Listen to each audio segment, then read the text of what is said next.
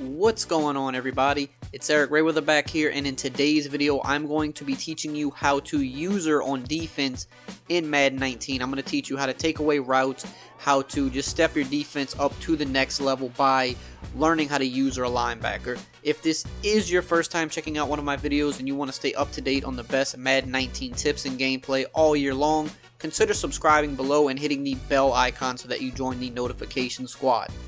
So let's just get into it. I'm going to teach you how to user on defense. I get this requested daily in the comment section. I did a video like this for Madden 18, so I'm going to do another one for Madden 19. Much of the same principles still apply, but for those that are new to the channel, we're going to talk about usering. So, beginner things about usering that you want to know. When you're usering on defense, the reason this is important, because a lot of more beginners or maybe even some intermediate players, they like to rush with a defensive end or something like that.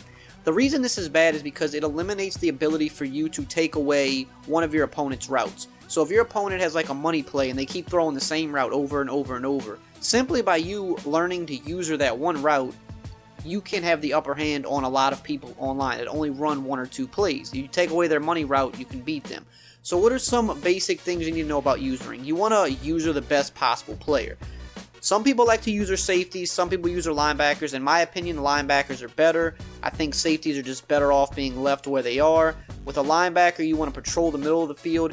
And the two main things you want to focus on when picking a linebacker to user control is you want to look at their height and their speed and maybe also their jump.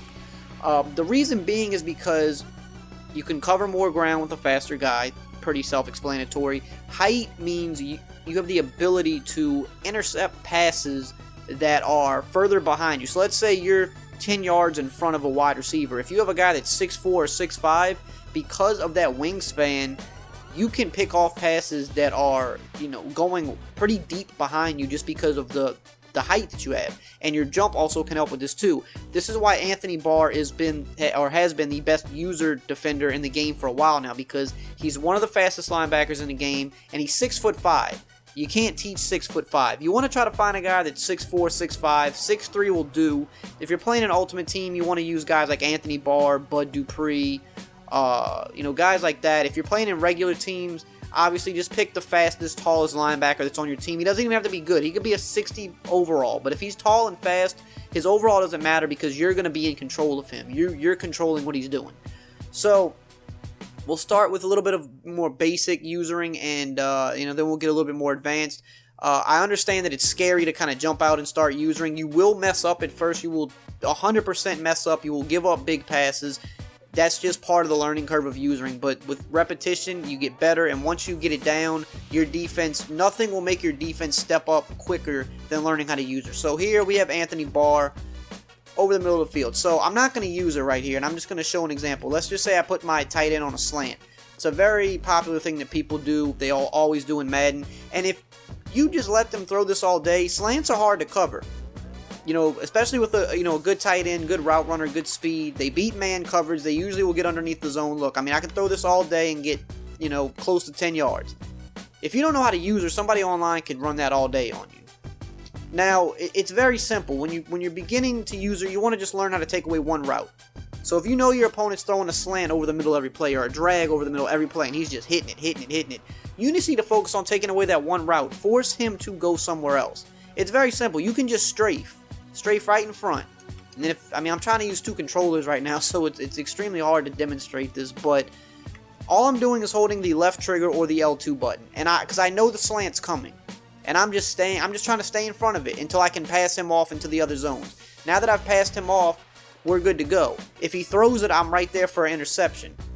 But the thing is, if I don't use her, he can just quick pass it as soon as he cuts over the middle. But by me simply just strafing in front of him, I'm passing him off, and now he's passed off to the other zone over there, and at no point can you actually throw it to him. Now, what happens if they do throw it right at you? Well, you just want to hold the Y or triangle button as soon as the ball is in the air. Not, try to time it. Try to time it to where you're holding it when it gets close to you. Don't just hold it down the entire time, because you could potentially miss it if you do that. But we're just strafing like, okay, they're going to throw it at me. I'm holding Y as soon as it gets to me. It's very simple. It might look difficult. All I'm doing is holding the left trigger or the L2 button, and then I'm holding the left analog stick just to shuffle with the slant route. And if he doesn't throw it, then the slant route is going to get passed off, and then we're good to go. If he throws it, I'm just holding down the wire of the triangle, trying to time it right for when the ball gets to me, and you can see that I'm getting a pick. So we'll show it one more time. I'm strafing side to side, he throws it, I'm holding Y, and you see how Anthony Barr is like getting up in the air. If I had a smaller guy there could potentially be a situation where the ball might get over my head. But just watch Anthony Barr. Watch how high he gets. Watch how high he gets. That's what 6'5" does. It allows him to go up and just snatch things out of the air. If you got a guy that's 6 foot, he's not going to typically get that type of an animation. So let's say they start putting 2 guys on slants. They're going to try to confuse us. Well, this is why, you know, when you're in a zone, you got the middle guy. So this is your area. You see how I'm moving side to side? This is kind of like my little domain. I don't want to try to venture too far out of this area, especially if you're a beginner. If you're advanced, yeah, you can kind of bait guys and run all around. But if you're, you know, more of a beginner and you're trying to get your feet wet, you don't want to venture too far out of your area. So, all right, I'm shuffling, but now I can shuffle back this way too. Now, you see what I did there? That might look complicated, but it's very simple. I'm not doing anything other than just holding the left trigger or L2 and just moving my left joystick side to side. So I'm expecting the slant from Gronkowski, because let's say that's what my opponent has been doing. I'm shuffling, but you have to have awareness. I see Edelman's also coming over the middle, so you know what I do now? I pass Gronkowski off. See, now Gronkowski he was passed off to, is this Terrence Newman right here? Is this Terrence Newman? So basically what I did, I shuffled with Gronkowski until I got close. Then I started shuffling back this way because now I'm trying to take this guy. And then what happens when he gets about right here?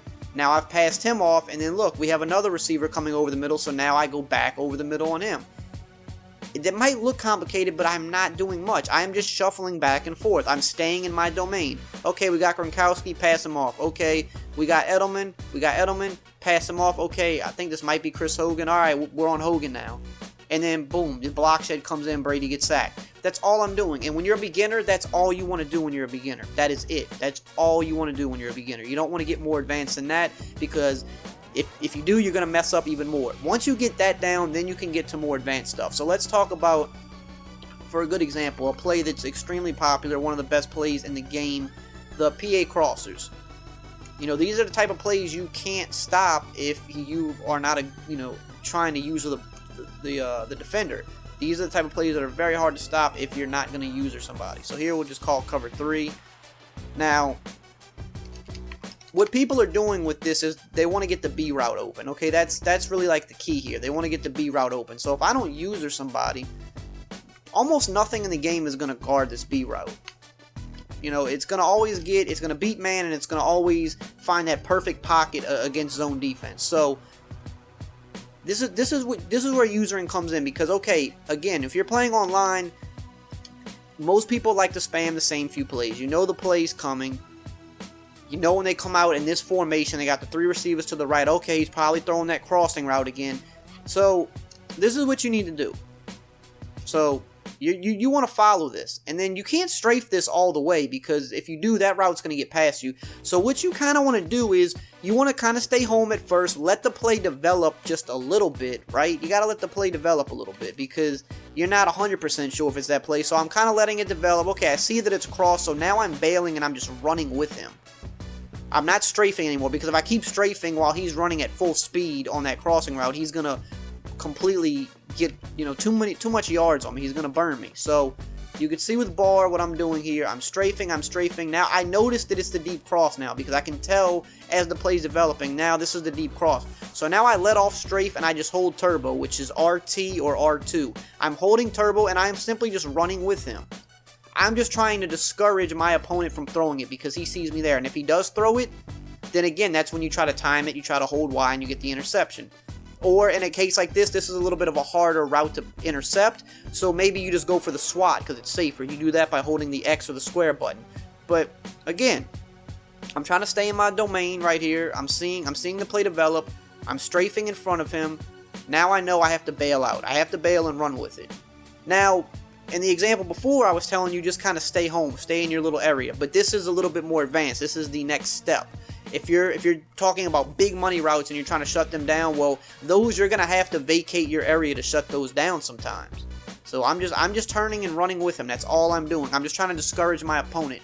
Now, taking it one step further, and this is where baiting comes into play. So this is definitely something that takes time to learn, but we'll just watch what happens here. So I'm running with this. I'm running with it. Now I'm bailing out and coming back over the middle. And I kind of did a poor job there, so I wanna run that one back. I'm gonna actually not use a bar here. I want to use the guy on the right because it's just a little easier to show this with. So, all right, I'm on B, and then boom, I peel out back over the middle. This is how you bait people into throwing picks, because a smart person is gonna see, okay, he's running with the crossing route, so I have to go to the other route that's open. But it's all timing. It's a feeling. You kind of just have to know when to jump back and try to bait him. So you see here, I'm running with Kendricks. I'm kind of just staying home, letting my opponent think like, all right, I got this on lockdown. And you see we have this post coming open over the back end. And then at the last second, I turn my joystick and I run towards the post. So if my opponent were to throw the post literally right now, if you were to throw it right now, I'd be able to pick this off. Because by the time the ball gets there, I'm going to meet the ball right there and undercut this pass. So that's really how you bait. But in order to bait, you kind of have to somewhat know what the play is. You have to, pick up on your opponent's tendencies, or you just have to be really good at picking things up on the fly. I'm like, okay, I'm taking this route away. I don't want to give him this route. So he's given. In my mind, I have to time it to where I say, okay, my opponent's going to give up on this route right about now because he sees that I'm here and he sees that he has another route coming open. So I bail out. Boom, I'm going to go try to pick that off. Now, there's going to be times where you bail out. I bail out right here, and he might throw the crossing route right now. It's a timing thing. It's cat and mouse. You don't know what your opponent's going to do, but you're just trying to bait him. But like I said, to take it back to the beginning to wrap up the video, when you're a beginner, just stay in your domain. Just stay in your domain, strafe, and try to worry about slants and drags coming over the middle, because those are the routes that most people have trouble stopping. If you don't user somebody, they're going to dink and dunk you all day with those type of routes. Once you start using somebody, you can just sit in front of those routes and wait for them to throw you the ball, and I guarantee you it'll make your defense better. So I hope you guys enjoyed this video and found it helpful. If you did, as always, just drop a like, comment, subscribe, and I will see you guys next time.